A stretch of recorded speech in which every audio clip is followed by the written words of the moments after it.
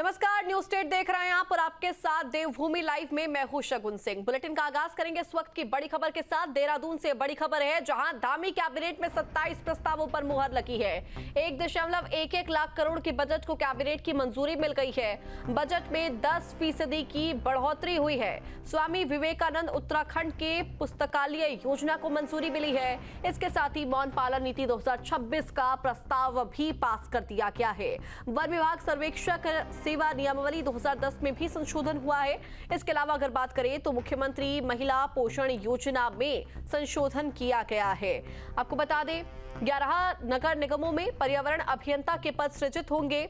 इसके साथ ही लोक सेवा आयोग का वार्षिक प्रतिवेदन सदन में रखा जाएगा। विश्व बैंक पोषित दक्ष जलापूर्ति कार्यक्रम को हरी झंडी।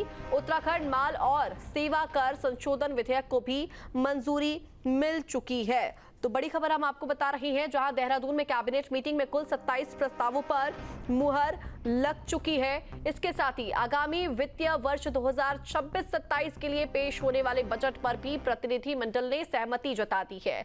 पिछले वित्तीय वर्ष के मुकाबले इस साल बजट में 10% की बढ़ोतरी की गई है। ऐसे में इस साल 1.11 लाख करोड़ रुपए का बजट सदन के पटल पर रखा जाएगा। मंत्रिमंडल ने बजट में संशोधन किए जाने संबंधित निर्णय के लिए मुख्यमंत्री पुष्कर सिंह धामी को अधिकृत कर दिया है। साथ ही समान नागरिक संहिता उत्तराखंड संशोधन विधेयक 2026 को भी मंजूरी मिल चुकी है। तो ये कुछ अहम प्रस्ताव है जिसको लेकर हमने आपके साथ जानकारी साझा की, जो आज धामी कैबिनेट की बैठक में पारित हुए हैं, पास कर दिया गया है। आपको बता दें, इसके साथ ही उत्तराखंड माल और सेवा कर संशोधन विधेयक को भी मंजूरी मिल चुकी है। नीति के तमाम मुद्दे थे, 32 मुद्दों पर चर्चा हुई और चर्चा के साथ साथ बजट को लेकर भी बातें हुई। बजट माननीय कैबिनेट, जी हाँ, माननीय कैबिनेट ने बजट को अप्रूव किया और माननीय मुख्यमंत्री को उसमें कोई संशोधन होगा तो मुख्यमंत्री को अधिकृत किया गया। और इसी खबर पर ज्यादा विस्तार से जानकारी साझा करेंगे हमारे सहयोगी अजीत सिंह राठी। उनका रुख करूंगी। अजीत, देखिए, आज की इस बैठक में कई अहम प्रस्तावों को मंजूरी मिल चुकी है। सबसे पहले एक बार विस्तार से जानकारी इन प्रस्तावों को लेकर।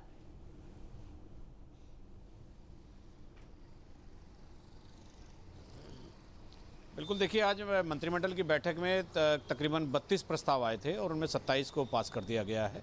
यानी 27 पर कैबिनेट ने अपनी मोहर लगा दी है। और उसमें सबसे महत्वपूर्ण प्रस्ताव जो है वही बजट विधेयक का है। बजट विधेयक को मंजूरी दे दी गई है और ये बजट डॉक्यूमेंट है और ये विधेयक अभी सदन में पटल पर रखा जाएगा। 9 तारीख से बजट शुरू होने वाला है गैरसैंण में और उसी को लेकर के यहाँ पर आज बड़ी मशक्क़त हुई और कैबिनेट में जिस तरह से इस विधेयक को रखा गया है, तो इसमें इस बार ये संभावना जताई जा रही है कि पिछले वर्ष 1 लाख करोड़ रुपए के बजट का लेआउट था, तो इस बार वो उसमें 10% की बढ़ोतरी हो सकती है। तो यानी बजट का जो एक बड़ा डॉक्यूमेंटेड करने का काम था, उसको लेकर के पूरी एक्सरसाइज आज यहाँ ख़त्म हो गई है और अब ये विधानसभा में रखा जाएगा। इसके अलावा कई ऐसी नियमावली हैं, नीति हैं जिनको मंजूरी दे दी गई है और साथ ही साथ कुछ स्पेशल कोर्ट्स को मंजूरी दी गई है। जैसे एक देहरादून में, एक यहाँ पर होगी विकासनगर में और नैनीताल हेडक्वार्टर पर होगी और एक रुद्रपुर में होगी। तो वहाँ पर भी एक स्पेशल कोर्ट को मंजूरी देने के साथ ही तो कुछ पदों का सृजन भी कर दिया गया है। और इसके अलावा मौन पालन नीति 2026 को भी मंजूरी मिल गई है। मुख्यमंत्री बाल पोषण अधिनियम, इसमें भी एक संशोधन प्रस्ताव था, उसको भी पारित कर दिया गया है। और उत्तराखंड लोक सेवा आयोग का एक प्रतिवेदन होता है कि पूरे साल में उन्होंने क्या क्या किया, तो उसको भी विधानसभा के बजट सत्र में वार्षिक प्रतिवेदन के रूप में रखा जाता है। और उत्तराखंड का जो माल सेवा कर है उसके में भी एक संशोधन विधेयक आया था, उसको भी मंजूरी आज कैबिनेट ने दे दी। तो जितने भी संशोधन विधेयक आज यहाँ पर कैबिनेट के समक्ष लाए गए थे, उन सभी को बजट सत्र में पारित कराने के लिए विधानसभा में रखा जाना बहुत ज़रूरी होगा। इसी के साथ ही प्रदूषण नियंत्रण बोर्ड के समूह क और ख के जितने भी कर्मचारी हैं, उनकी नियमावली में भी एक अलग से प्रख्यापन उसका कर दिया गया, उसको भी मंजूरी आज मिल गई है, ताकि काम सुदृढ़ता के साथ चल सके और जो रेगुलर एम्प्लॉई हैं वो अपना काम उसी ढंग से कर सकें। तो इसी के साथ साथ ही समान नागरिक संहिता उत्तराखंड, इसमें भी एक संशोधन को मंजूरी मिली है। हालांकि वो पहले एक बार अध्यादेश जारी हो चुका था, उसको कैबिनेट में लाया गया, अब इसको भी विधानसभा में पारित किया जाएगा। और इसके साथ ही साथ जो एक अलग से कारागार प्रशासन और सुधार सेवा विभाग में लिपिकीय और मिनिस्ट्रियल संवर्ग के जो पद थे उनको मंजूरी दी गई है। और जैसे मैंने बताया, देहरादून जिले के विकासनगर, उधम सिंह नगर, काशीपुर और नैनीताल के जिला मुख्यालय पर ये स्पेशल कोर्ट्स बनेंगे। इनके लिए भी पदों के सृजन की मंजूरी दे दी गई है कोर्ट की स्थापना के साथ ही। नैनीताल हाईकोर्ट के लिए 1 और जिला न्यायालयों के लिए 13, जो ये 14 ऐसे पद सृजित किए जा रहे हैं जो कोर्ट के जो एडमिनिस्ट्रेटिव पार्ट होता है, जो देखरेख का काम होता है, उनको वो जितने भी लोग होंगे वो ये सब काम करते रहेंगे। तो इसी तरह से तमाम ऐसी चीज़ें हैं जो आज यहाँ पर रखी गई हैं। तो कुल 27 प्रस्तावों को कैबिनेट ने मंजूरी दे दी है। जी ठीक है अजीत, बहुत शुक्रिया तमाम जानकारी दर्शकों तक विस्तार से पहुंचाने के लिए। वही खबरों में आगे बढ़ेंगे, जहां आगामी 9 मार्च से भराड़ीसेंध में होने वाले विधानसभा बजट सत्र को लेकर तैयारियां तेज कर दी गई हैं। जिलाधिकारी गौरव कुमार और पुलिस अधीक्षक सुरजीत सिंह पवार ने कर्णप्रयाग से भराड़ीसेंध तक सड़क मार्ग और विधानसभा परिसर का स्थलीय निरीक्षण किया। उन्होंने अधिकारियों को सुरक्षा, बैरिकेटिंग, पार्किंग, सफाई, मेडिकल, पेयजल, संचार व्यवस्था दुरुस्त रखने के सख्त निर्देश दिए हैं। साथ ही सड़क की गड्ढा मुक्त स्थिति और पानी की निकासी सुनिश्चित करने का भी आदेश दिया गया। हमारा सत्र अभी 9 मार्च से प्रारंभ होने वाला है। इसके लिए हमारी बैठकें पहले हो चुकी हैं, नोडल अधिकारी अपॉइंट किए जा चुके हैं। आज इसकी व्यवस्थाओं को जांचने के लिए कि सभी विभागों ने क्या क्या कंप्लायंस की है, एसपी साहब और सभी हमारे अधिकारीगण, संबंधित अधिकारी आज यहाँ पर उपस्थित हैं। काफ़ी काम किए जा चुके हैं, कुछ काम अभी प्रगति पर हैं। तो सभी को निर्देशित किया गया है कि समय से काम पूरा कर लें ताकि हमारा सत्र स्मूथ हो और सारी व्यवस्थाएँ समय से पूर्ण हो जाएँ। और खबर देहरादून से है, जहां रिस्पना नदी के किनारे बसावट पर सख्ती। एमडीडीए ने 114 परिवारों को नोटिस जारी किया है। एमडीडीए ने बाढ़ग्रस्त क्षेत्र से हटने के लिए निर्देश दिए हैं। शिफ्टिंग नहीं हुई तो कार्रवाई की जाएगी। राजधानी देहरादून में रिस्पना नदी किनारे बसी कॉलोनी के 114 परिवारों को एमडीडीए ने अंतिम नोटिस जारी कर दिया है। परिवारों को नगर निगम के बनाए हाउसिंग फ्लैट्स में शिफ्ट होने के निर्देश दिए गए हैं, अन्यथा कार्रवाई की चेतावनी दी गई। एमडीडीए उपाध्यक्ष बंशीधर तिवारी ने कहा कि बाढ़ग्रस्त क्षेत्र में रहना जानलेवा हो सकता है। सुरक्षित आवासों का आवंटन हो चुका है। क्षेत्र को भविष्य में ग्रीन एरिया के रूप में विकसित किया जाएगा।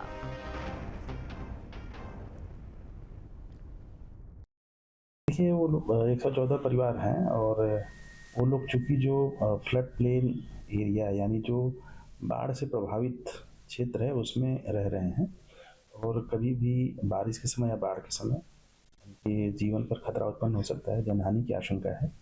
तो सुरक्षित जगह पर नगर निगम के द्वारा उनको देने के लिए आवास बनाए गए हैं। उस आवास का आवंटन भी जो लाभार्थी उनको कर दिया गया है। इसके बावजूद कई बार हम लोगों ने कहा भी, नोटिस भी दिया एमडीडीए के स्तर से कि आप लोग मकान को जो बाढ़ग्रस्त क्षेत्र में है उसको छोड़ करके जो आवंटित मकान है उसमें प्रवास करें, ताकि ही उसको नया जो उनका आवंटित आवास है वहाँ पर वो लोग शिफ्ट करें। उत्तराखंड में खेल विभाग को मजबूत करने के लिए खेल मंत्री रेखा आर्य ने शासन को महत्वपूर्ण पत्र लिखा है।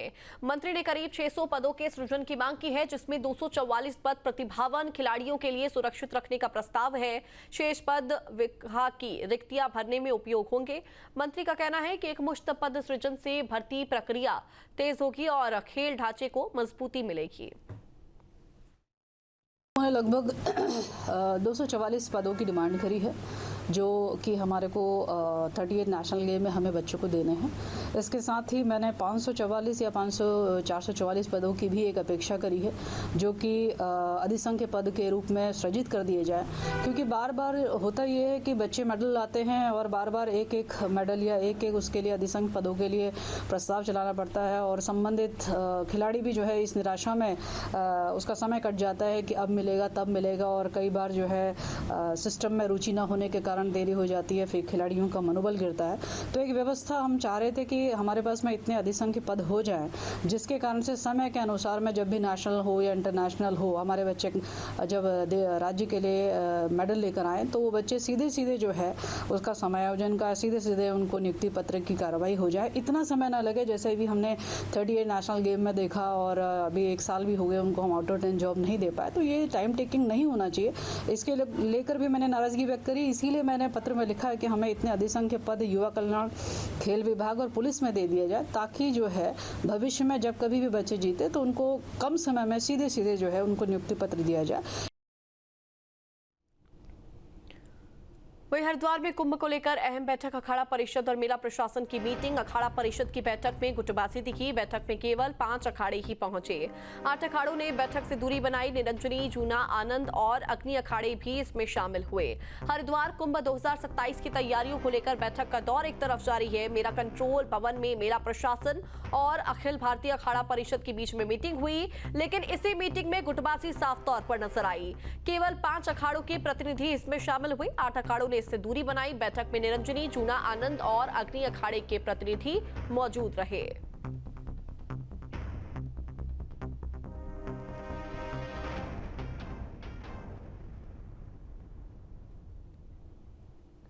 तो देखिए, हरिद्वार में आगामी कुंभ 2027 को लेकर मेला प्रशासन और अखाड़ा परिषद के बीच पहली बैठक हुई।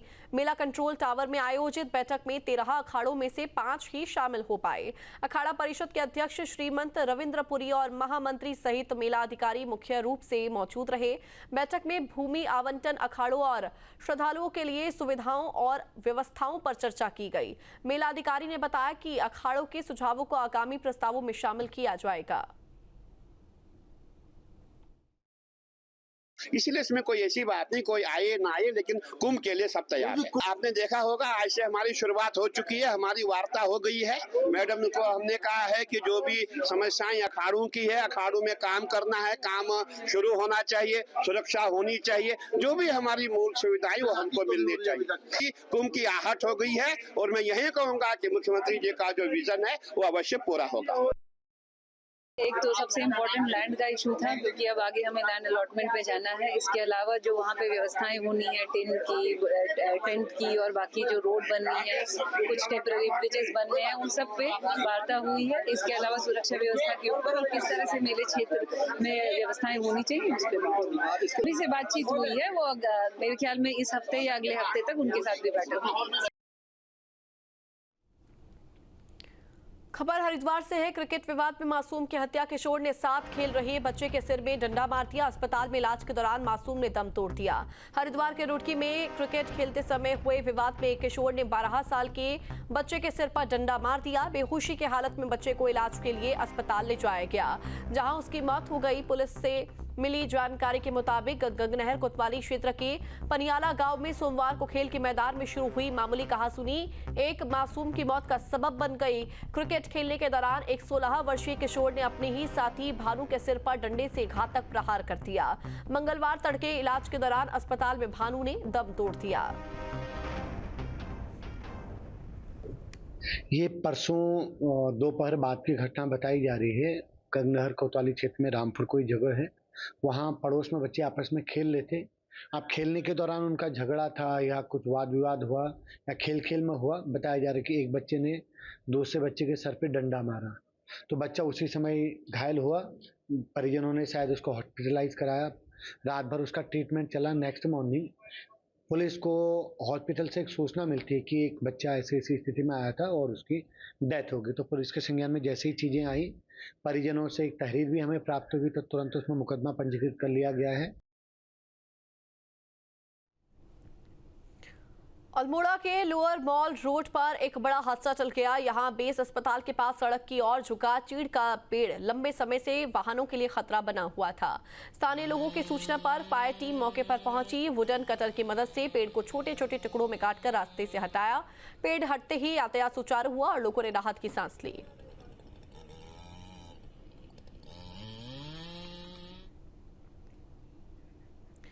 उत्तराखंड हाईकोर्ट में चारधाम यात्रा में घोड़ों की मौत और अव्यवस्थाओं को लेकर जनहित याचिकाओं की सुनवाई हुई।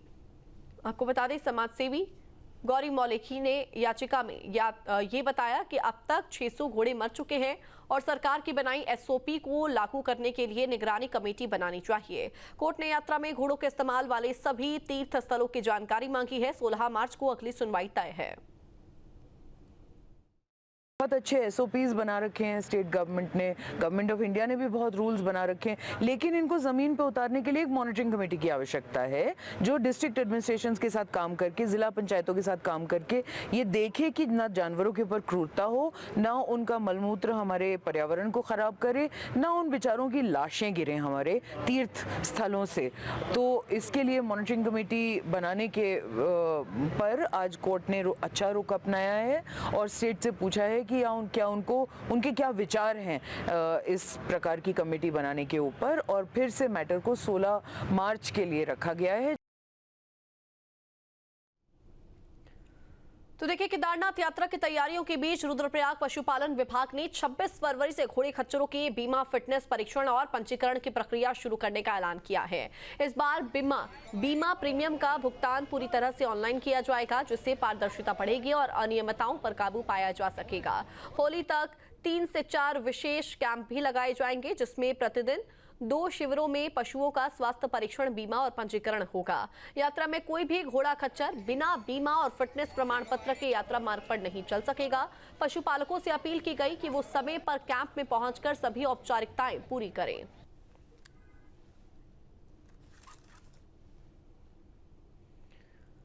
उधर उत्तराखंड में आगामी 4 धाम यात्रा को लेकर हेली सेवा का टेंडर अंतिम चरण में पहुंच गया है और इसके 5 मार्च के आसपास खुलने की उम्मीद है।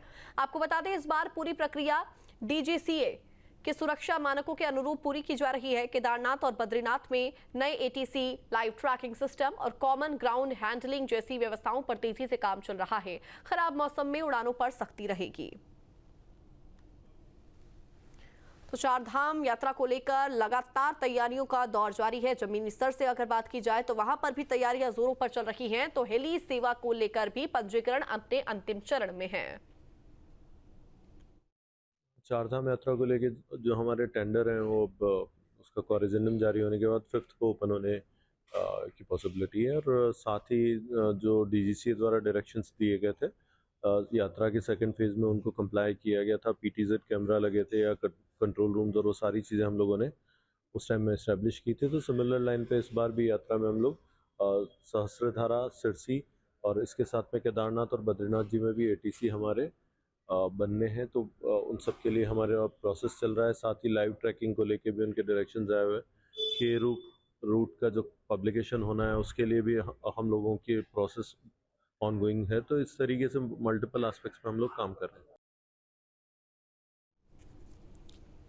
आगामी 4 धाम यात्रा 2026 को सुगम और सुरक्षित बनाने के लिए परिवहन विभाग ने अपनी तैयारियां तेज कर दी है। यात्रा मार्गों पर वाहनों की निगरानी के लिए 7 चेक पोस्ट स्थापित किए जाएंगे, जहां दस्तावेजों की जांच होगी। ग्रीन कार्ड व्यवस्थाओं को इस बार अधिक डिजिटल और सरल बनाया गया है। ऑनलाइन भुगतान की सुविधा जारी रहेगी, जबकि ग्रीन कार्ड बनते ही श्रद्धालुओं को WhatsApp और SMS के जरिए डाउनलोड लिंक भेजा जाएगा, जिससे प्रक्रिया तेज और सुविधाजनक बनेगी।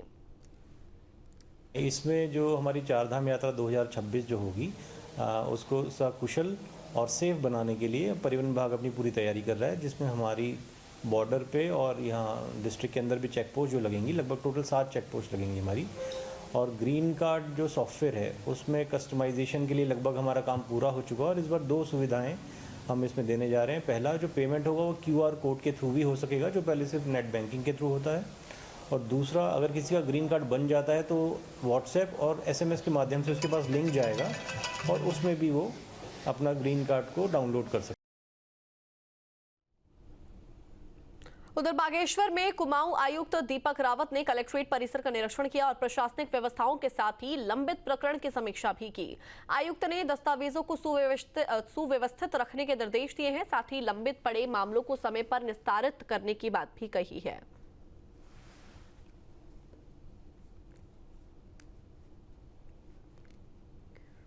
उधर अल्मोड़ा में पुलिस का सघन चेकिंग अभियान संवेदनशील इलाकों में गश्त की गई है। तेज CCTV के जरिए शहर के चप्पे चप्पे पर निगरानी रखी जा रही है। तो देखिए, त्योहारों के मद्देनजर लगातार सतर्कता बढ़ा दी गई है। अल्मोड़ा में भी सावधानी के साथ पुलिस सघन चेकिंग अभियान चला रही है। SSP चंद्रशेखर घोड़के के आदेश पर सघन चेकिंग अभियान चलाया जा रहा है। CO के नेतृत्व में गश्त की जा रही है। संवेदनशील इलाकों में रात की गश्त तेज कर दी गई है। अधिकारियों को सख्ती के निर्देश भी दिए गए हैं।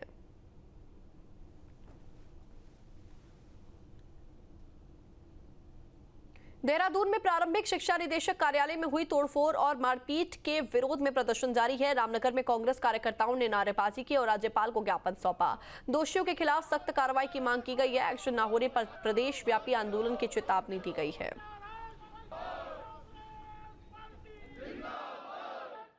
के विधायक और उनके साथियों ने शिक्षा निदेशालय में जाकर के प्राथमिक शिक्षा निदेशक के साथ मारपीट की है, वो जो है निंदनीय है। इसके विरोध में कांग्रेस पूरे प्रदेश में प्रदर्शन कर रही है। आज हम भी रामनगर में जो है कांग्रेस जन प्रदर्शन कर रहे हैं, तहसील में जाके और ज्ञापन दे रहे हैं महामहिम को। हमारी मांग है कि कानून का राज स्थापित किया जाए और पुलिस का डर जो है अपराधियों में ख़त्म हो गया है। वहीं देहरादून के दून अस्पताल में मरीजों की बढ़ती संख्या को देखते हुए अस्पताल प्रशासन ने बड़ी पहल की है। अब हर फ्लोर पर रजिस्ट्रेशन और बिलिंग की सुविधा शुरू कर दी गई है, जिससे लंबी लाइनों से राहत मिलेगी। रोजाना 2500 से 3000 मरीज अस्पताल पहुंचते हैं। ऐसे में खासकर गायनी और मेडिसिन विभाग में नई व्यवस्था लागू कर दी गई है। वहीं आयुष्मान योजना के तहत भर्ती प्रक्रिया भी आसान बनाई गई है। हमने रजिस्ट्रेशन जो है हर फ्लोर पे कर दिया है, तो और कहीं का भी जो ओपीडी की स्लिप है वो किसी भी फ्लोर से आप बना सकते हैं। जैसे फर्स्ट फ्लोर से आप मेडिसिन की भी बना सकते हैं, सर्जरी की भी बना सकते हैं। और खास तौर पे फर्स्ट फ्लोर पे जो है हमारा गायनी और डर्मा चलता है, जहाँ पे हमारी काफी भीड़ रहती है। तो फर्स्ट फ्लोर पे जो है हम लोग जो है हमने एक बिलिंग की सुविधा भी ये दी है कि मेरे को कुछ इन्वेस्टिगेशन कराने हो तो वो वहीं से उपलब्ध हो जाएंगे। एक और हम लोग नई शुरुआत ये करी है कि पहले जो है एडमिशन जो है हमारा, क्योंकि ज्यादातर हमारा आयुष्मान से एडमिशन है, तो एडमिशन के लिए पेशेंट को इमरजेंसी में जाना पड़ता था, लेकिन अब हमने आयुष्मान काउंटर भी ओपीडी में ही खोल दिया है। कुमाऊं आयुक्त दीपक रावत ने जनपद बागेश्वर में 2 दिवसीय दौरे के पहले दिन कलेक्ट्रेट सभागार में विभिन्न विभागों की योजनाओं और विकास कार्यों की विस्तृत समीक्षा की। जनपद आगमन पर जिलाधिकारी आकांक्षा कुंडे ने उनका औपचारिक स्वागत किया और गार्ड ऑफ ऑनर प्रदान किया है। बैठक में आयुक्त को जिला योजना, राज्य और केंद्र पोषित योजनाओं और अवशेष धनराशि के साथ ही मुख्यमंत्री घोषणाओं की प्रकृति के बारे में भी जानकारी दी गई है, जिस पर उन्होंने संतोष व्यक्त किया। उद्यान विभाग द्वारा कीवी उत्पादन की वर्तमान स्थिति, विपणन संभावनाओं तथा आगामी 10 वर्षों की कार्य योजना के रोडमैप की विस्तृत प्रस्तुति भी दी गई है।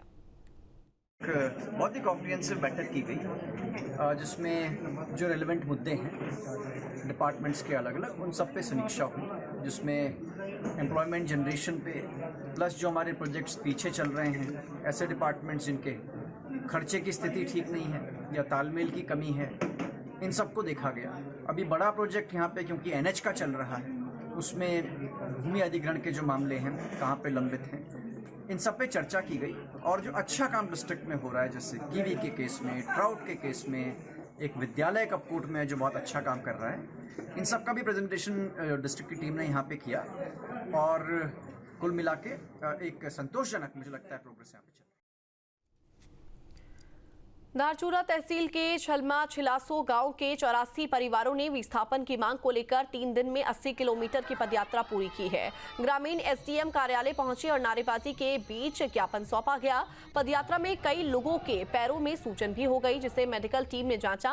ग्राम प्रधान पूजा वर्मा ने चेतावनी दी कि 15 दिन में कार्रवाई नहीं हुई तो फिर धरना होगा। SDM आशीष जोशी ने कहा कि रिपोर्ट आने के बाद विस्थापन प्रक्रिया तेज की जाएगी। क्योंकि हम लोग जिस कार्ड में आते हैं, मेरे गांव में 136 BPL कार्ड है साहब, जिनके पास 136 BPL कार्ड हो तो क्या उस गांव की जनता क्या उसकी जनता। हमने अपने घर से थोड़ा थोड़ा राशन, थोड़ा थोड़ा दाल लेकर हमने अपनी पदयात्रा शुरू की। ये लड़ाई हमारी 2017 से 2025 में एक भूवैज्ञानिक सर्वेक्षण वहाँ पे हुआ था, जिसकी रिपोर्ट अभी पेंडिंग है, जिसके बाद एक विस्थापन का 33 बिंदु का प्रस्ताव बना के यहाँ से शासन को प्रेषित किया जाना अभी यहाँ पे लंबित है। इस संबंध में सभी को अवगत कराया गया है कि भूवैज्ञानिक सर्वेक्षण की रिपोर्ट जो है वो लगभग तैयार है और इसको पूरी तरह से इसके पीछे लगते हुए हम अपनी तरफ से भी और भूवैज्ञानिक की रिपोर्ट लगाते हुए 33 बिंदु की हमारी रिपोर्ट लगभग तैयार है और आने वाले सप्ताह में, आने वाले हफ्ते 10 दिन में हम वो एक रिपोर्ट बना के जिलाधिकारी महोदय को प्रस्ताव हम प्रेषित कर देंगे। बीएसपी अध्यक्ष मायावती का एक्स पर पोस्ट। बीएसपी विधायक उमाशंकर सिंह के घर रेड पर पोस्ट। उमाशंकर सिंह ने ईमानदारी से अपनी जिम्मेदारी निभाई। आज तक इनके क्षेत्र से इनके बारे में कोई शिकायत नहीं मिली। अवैध तरीके से संपत्ति अर्जित करने की भी कोई शिकायत नहीं। पिछले करीब 2 वर्षों से गंभीर बीमारी से उमाशंकर जूझ रहे हैं। आईटी टीम को उनके स्वास्थ्य का ध्यान रखना चाहिए था। उनके ठीक हो जाने के बाद पूछताछ की जा सकती थी। हम विभाग के काम में दखल नहीं दे रहे। गंभीर बीमारी के दौरान की गई कार्रवाई अति दुर्भाग्यपूर्ण है। ये कार्रवाई मानवता के खिलाफ है। तो देखिए, बीएसपी अध्यक्ष मायावती ने ये पोस्ट किया है। आपको बता दें, उन्होंने इसमें लिखा कि अवैध तरीके से संपत्ति अर्जित करने की भी कोई शिकायत अभी तक प्राप्त नहीं हुई थी। दरअसल बीएसपी विधायक उमाशंकर सिंह के घर पर रेड को लेकर ये पोस्ट उनके द्वारा किया गया। चलिए, खबरों में अब आगे बढ़ेंगे। एक बड़ी खबर सामने आ रही है, जहां होली पर्व के दौरान जिम कॉर्बेट नेशनल पार्क 3 और 4 मार्च को पर्यटकों के लिए बंद रहेगा। 3 मार्च को केवल सुबह की सफारी संचालित होगी, जबकि दोपहर सफारी और नाइट स्टे पर रोक रहेगी। 4 मार्च को पूरे दिन सफारी और रात्रि विश्राम पूरी तरह से प्रतिबंधित रहेंगे। पार्क वार्डन मिंदरपाल सिंह ने बताया कि 5 मार्च से सभी पर्यटन गतिविधियां सामान्य रूप से शुरू होंगी। कॉर्बेट टाइगर रिजर्व के अंतर्गत होली के दृष्टिगत इस बार भी अलर्ट घोषित कर दिया गया है। स्टाफ को सतर्क किया गया है और वन अपराधियों को पर पैनी नज़र रहेगी। किसी भी तरह का कोई वन्य जीवों की सुरक्षा को खतरा ना हो, इसको देखते हुए अलर्ट घोषित किया गया है। और टूरिज्म में भी 2 दिन के लिए टूरिज्म बंद रहेगा। 3 मार्च और 4 मार्च को, 5 तारीख को फिर विधिवत टूरिज्म शुरू हो जाएगा। 3 की सुबह को चेकआउट करके सब लोग बाहर आ जाएंगे। और रुद्रप्रयाग से बड़ी खबर सामने आ रही है। कालीमन घाटी के कुजेटी ग्राम पंचायत का बड़ा ऐलान, गांव में अब शराब पूरी तरह से बंद रहेगा। तो बड़ी खबर हम आपको बता रहे हैं, जहां लगातार देवभूमि में एक तरफ नशा मुक्ति को लेकर अभियान चलाए जा रहे हैं, इसी बीच में एक और पंचायत ने बड़ा ऐलान कर दिया है। गाँव में अब शराब पूरी तरह से बंद होगा।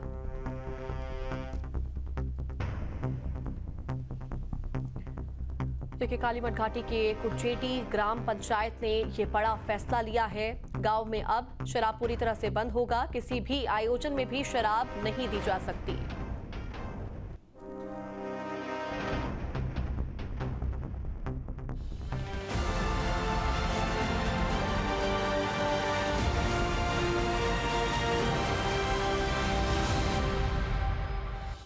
आपके मोबाइल पर तुरंत आएगी ब्रेकिंग न्यूज। स्क्रीन पर सबसे पहले दिखेगी बड़ी खबर। देश दुनिया की हर खबर एक जगह। अब आपके मोबाइल पर तुरंत फटाफट इंस्टॉल कीजिए न्यूज़ नेशन ऐप और रखिए खुद को अपडेट।